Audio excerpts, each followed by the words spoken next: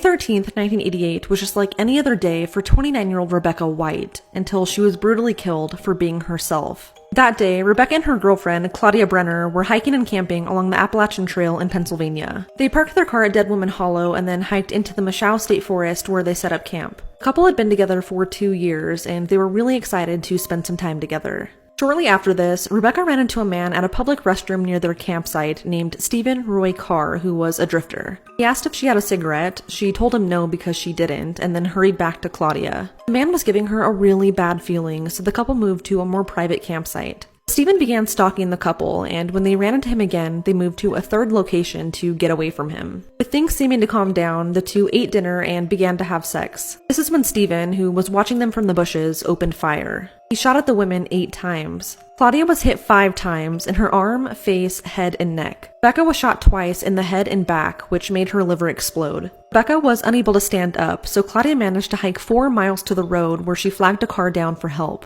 She wanted to go back for Rebecca, but instead, the people who found her took her to a nearby fire station. When police arrived to the campsite, they found Rebecca, who died from her injuries, alone in the woods. Stephen left a ton of evidence behind at the scene, but over the next 10 days, he went into hiding at a Mennonite community. And since members of the Mennonite community don't read the news or watch TV, the family giving him shelter had no idea he was a murderer. Eventually, though, Stephen was arrested, and he initially told authorities that he was shooting at a deer and missed. That lie soon fell apart. At the trial, Stephen claimed that he had been enraged by the sight of the 2 women having sex and that they taunted him by having sex in front of him. His defense argued that Stephen had been sexually assaulted as a child and that, quote, the couple's lesbianism provoked his inexplicable rage, end quote. The judge was thankfully not having any of this and ultimately ruled all of that irrelevant. The judge also didn't allow anyone to know of the women's relationship, which forced Stephen to accept a sentence of life in prison without parole. Claudia has since become one of the most prominent activists against anti-gay violence. Claudia went on to say, quote,